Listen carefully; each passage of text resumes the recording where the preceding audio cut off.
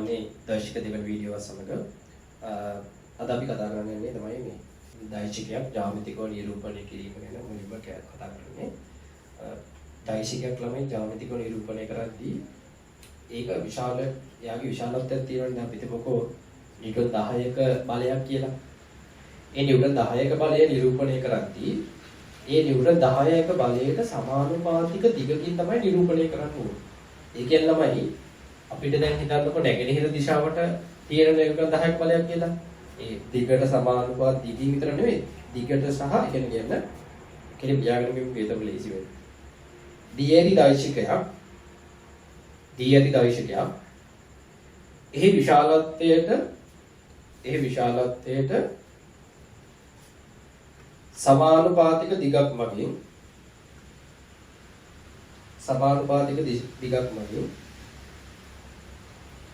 ජ්‍යාමිතිකව නිරූපණය කරයි නම්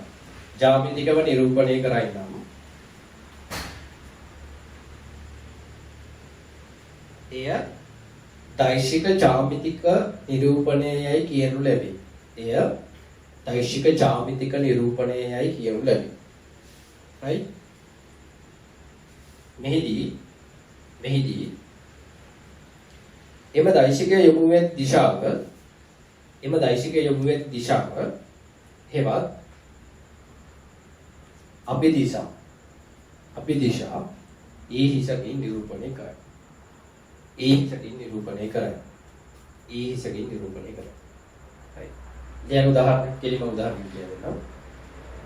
නැගෙනහිර දෙසට ක්‍රියාත්මක වන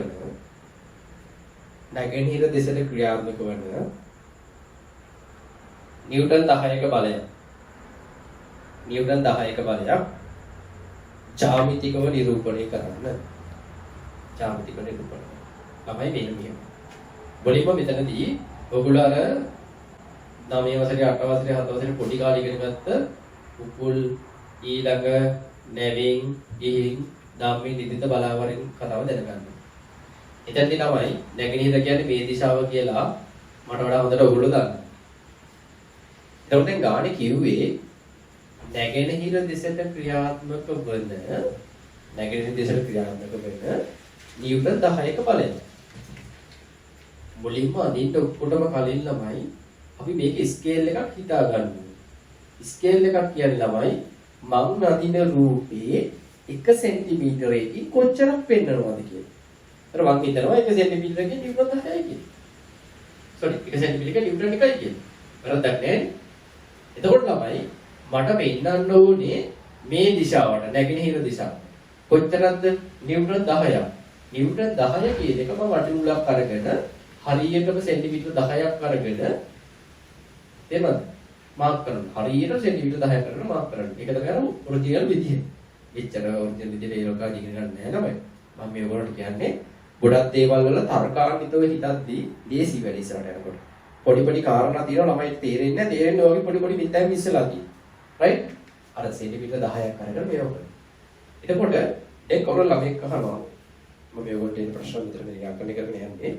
ළමෙක් අහනවා සර් ඔක බැයිද මට ඔක හරිය ඔක දැනගන්න ඕගොල්ලෝ. සර් බැයිද මට 1 සෙන්ටිමීටරයකින් නිව්ටන් 2 පින් වගේ නිරූපණය කරන්න. 1 සෙන්ටිමීටර නිව්ටන් 2ක් වගේ. පුළුවන් නම් කිසි ප්‍රශ්නයක් නැහැ. 1 සෙන්ටිමීටරක නිව්ටන් 10ක් වුත් එක වෙනස වෙන්නේ මොකද්ද? අර දිශාවට බැඳෙන්නේ අර මේකේ සයිස් එක සෙන්ටිමීටර 5ට අඩු වෙනවා. එච්චරයි වෙනස. right? කාට හරි ඕන මේ ස්කේල් එකට ඕන නම් ඒක අදින්න අර ස්කේල් එකට ඕන. තව සමහරු කියයි ඉතින් සර් 1 සෙන්ටිමීටරකින් නිව්ටන් 10ක් කරලා දින්න පුළුවන්. ඔව් අදින්න පුළුවන්. නමුත් අර 1 සෙන්ටිමීටරකින් නිව්ටන් 10ක් දැම්මම අපි අදින්න හදන රූපේ පොඩි වුණාම ළමයි වැඩක් නැහැනේ. අර ඒකින්ද ඒව ගැන හිතලා තමයි අපි ස්කේල් එක ගන්න ඕනේ. කියන්නේ මේ ගැන ගත්තා පුළුවන්. ගැන වීඩියෝ පෝස්ට් කරලා බලන්න මම මොකක්ද කියලා දෙන්නේ නැහැ. right. තව උදාහරණයක් කියන්න. නැගෙනහිරින්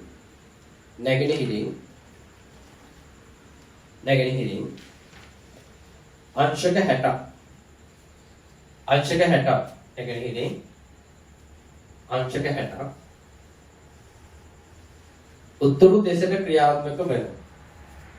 උතුරු දෙසට ක්‍රියාත්මක වන පැයට කිලෝමීටර 180ක. පැයට කිලෝමීටර 180ක.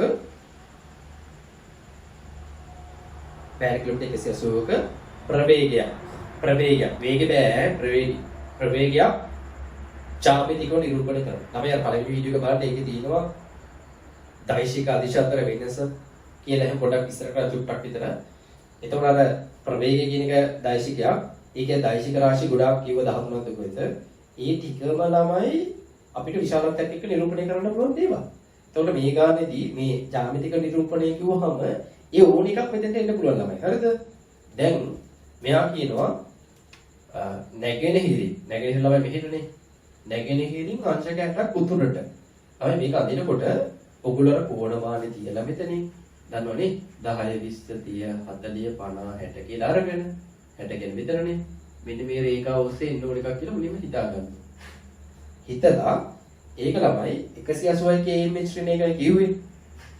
180 km ශ්‍රේණියක නිසා මේක ස්කේල් එක හිතා ගන්න.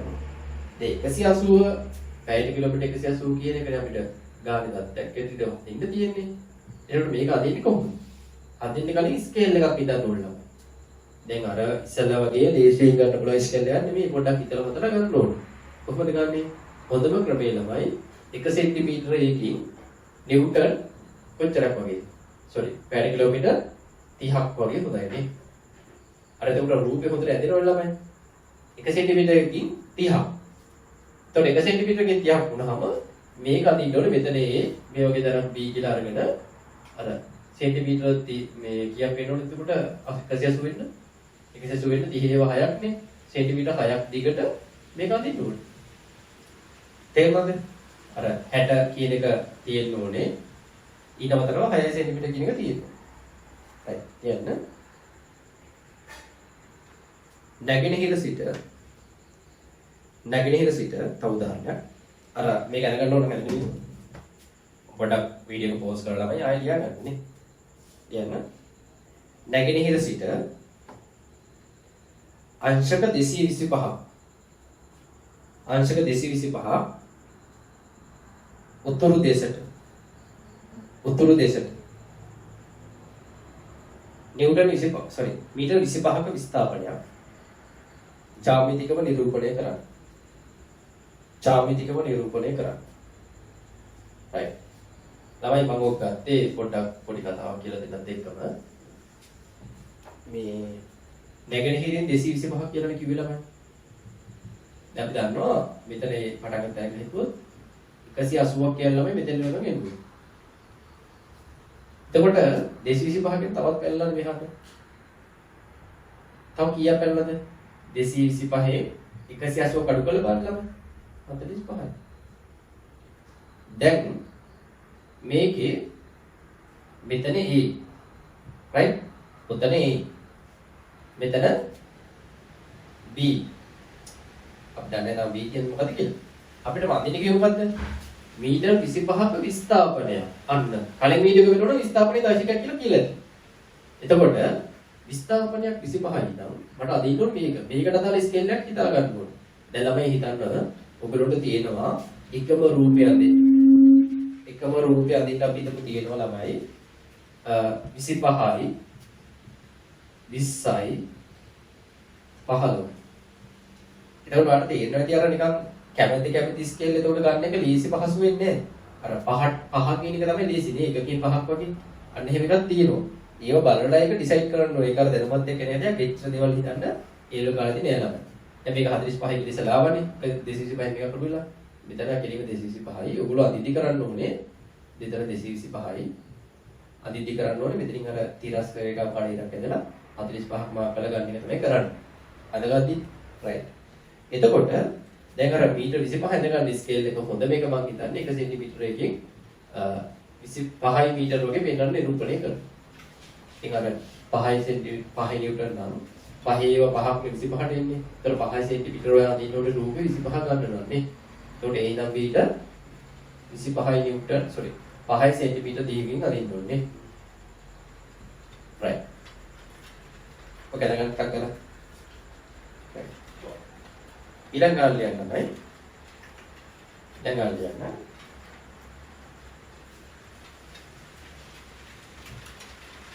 අංශක 120ක දිගාංශයකින් 120ක දිගාංශයකින්